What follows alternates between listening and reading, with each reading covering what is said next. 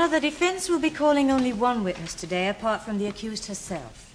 The second witness has a considerable distance to come, and since there is no news yet of his arrival, I fear I may have to crave the court's indulgence a little later on. However, I now call the accused, Alice Starkey.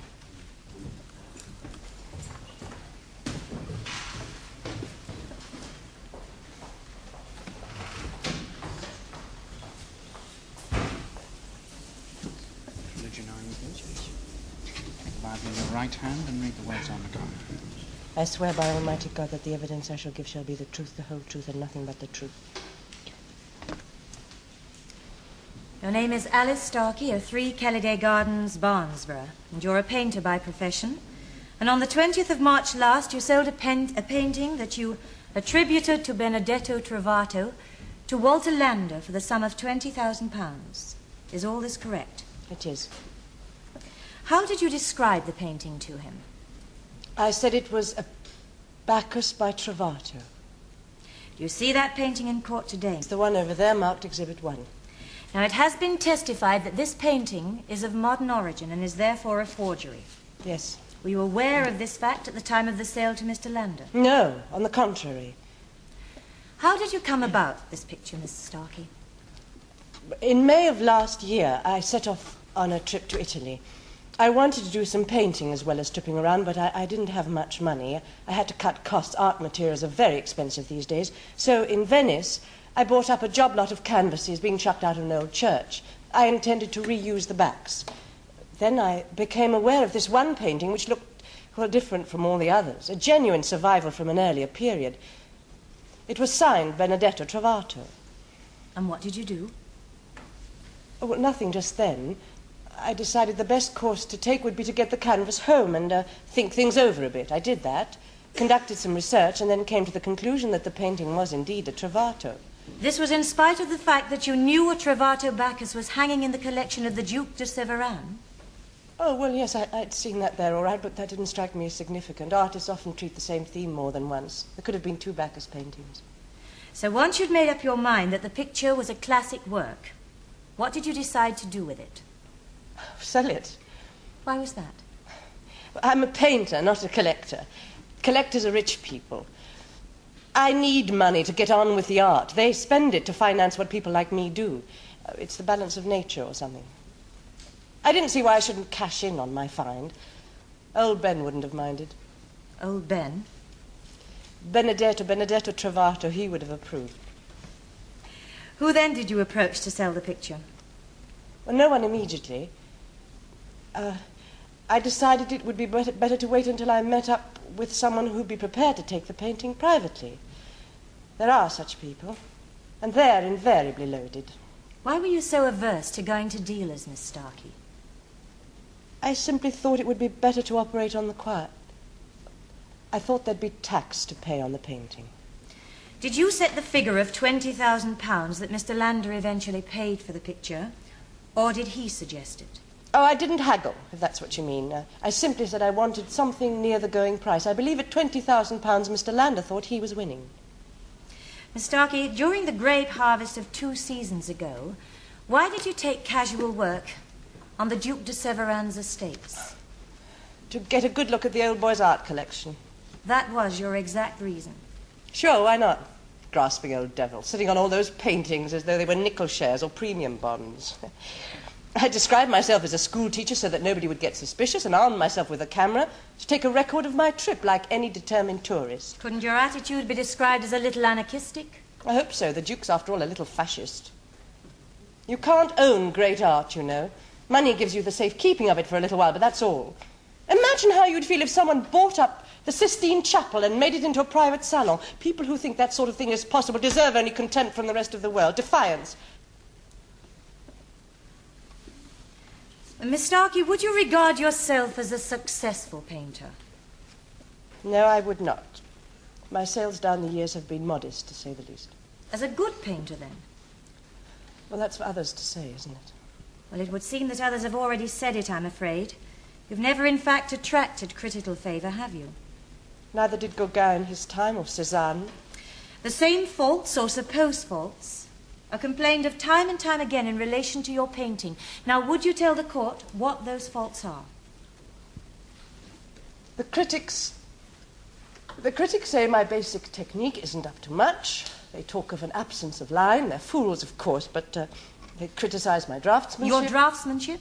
Yes, it's funny, they always seem to pick that out. I think they call it unprofessional. Your unprofessional draftsmanship. Thank you, Miss Starkey. Calling your attention to Exhibit 1 once more, Miss Starkey. As your own counsel has pointed out, it's been testified that this painting is of modern origin. Do you dispute this? Oh, no, I can't, can I? I mean, should I? I'm not an expert on that sort of thing. Yet you seriously ask us to believe that you acquired such a painting in a job lot of canvases that were being chucked out of an old Venetian church? Yes. Miss Starkey, what on earth was that painting doing there? I don't know. I simply came into possession of it that way. A forger expends a great deal of time and trouble producing this canvas. And it's an elaborate forgery, we've been told. Have you been subjected to certain baking processes to simulate age? And then he simply abandons it to the junk room of a decrepit church? Doesn't sound very likely, does it? How do I know what sounds likely and what doesn't? It happens to be the way I found the painting. The forger just dumped it? You honestly believe that? What does it matter what I honestly believe? Because you're asking the jury to believe it too, Miss Starkey, and they won't. Unless you somehow convince them that you're telling the truth. You wanted a secret sale of the painting in order to avoid certain taxation. Partly, yes. But I'm going to wish that I'd never mentioned the whole business. I thought there'd be capital gains tax. If you had to do it again, in other words, you'd allow a public sale. Possibly, yes, I suppose so. And you're asking the jury to believe that too. What? You insisted on secrecy for tax reasons. Yes. Did you consult an accountant? No, I'd never consult an accountant. But if you were worried about tax, all you had to do was consult an accountant, wasn't it? And you didn't. Oh, come on, Miss Starkey. You required secrecy because you knew if that painting ever reached the light of day, it would be marked as a forgery. No, that's not right. When you were discovered by Signor Sforza in the picture gallery of the Duke de Severin, you had a camera with you. Yes, that's right. This was to keep a record of my trip, like any determined tourist. Yes. You intended the remark as a joke, no doubt. No, why should I? Again, you're asking the jury to believe it? Mr. Lotterby, if you intend to go on suggesting that... I do, Miss Starkey. I suggest that you took a photograph of the Duke's Trovato and that the painting you sold was copied from that photograph. I only took photographs of the pictures that interested me. Was the Bacchus among them? I don't know, I can't remember. What happened to the photographs? Mr. Sforza destroyed some. And the others? Because there were others, weren't there? I lost them before I got home. Lost them? How? I don't know. One day they were there, the next day they weren't. Did you lose anything else? No, I don't think so. So these photographs were the only things you lost? How unfortunate. Incidentally, just how bad is your draftsmanship?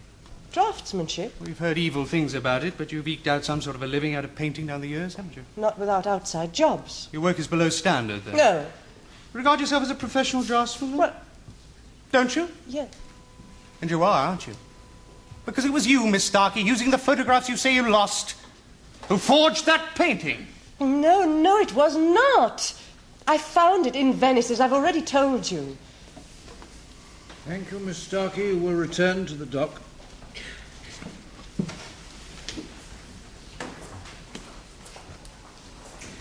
Your Honour, I now have a note to inform me that my next witness has arrived from Geneva in good time after all. I therefore would like to call Gustave de Montague. Gustave de Montague, please.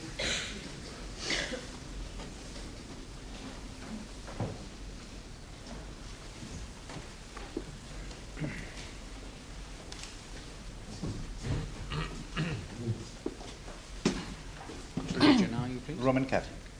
Take the Bible in your right hand and read the words written on the card. I swear by Almighty God that the evidence I shall give shall be the truth, the whole truth, and nothing but the truth.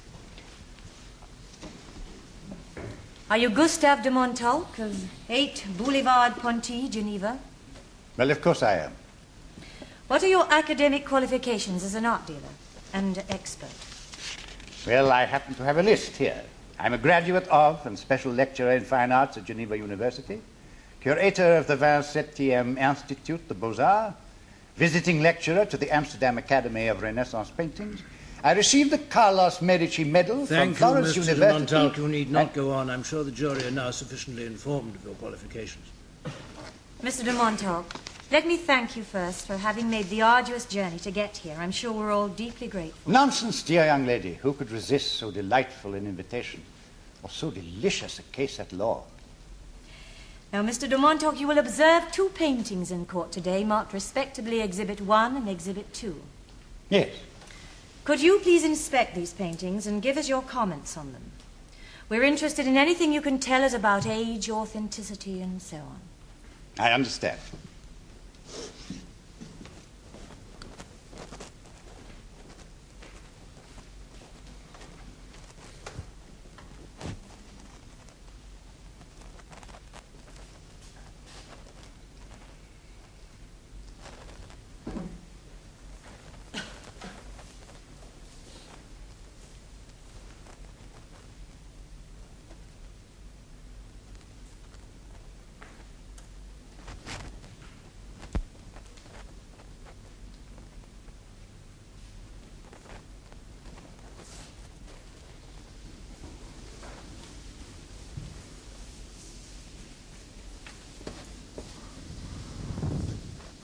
Yes, this is the painting which has hung for a number of years now in the collection of my valued, if eccentric friend, the Duc de Severin.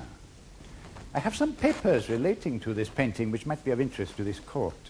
They are the results of a secret analysis I personally conducted some time ago. Under near felonious conditions, I must say. My tests prove, beyond a shadow of a doubt, that this painting is a forgery.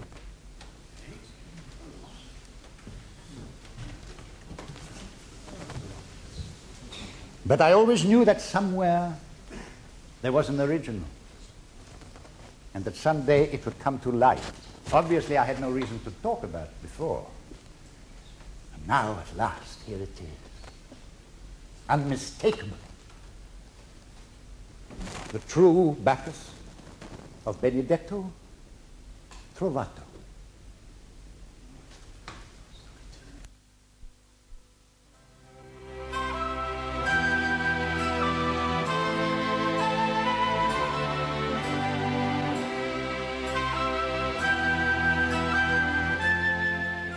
The Queen versus Starkey will be resumed tomorrow in the Crown Court.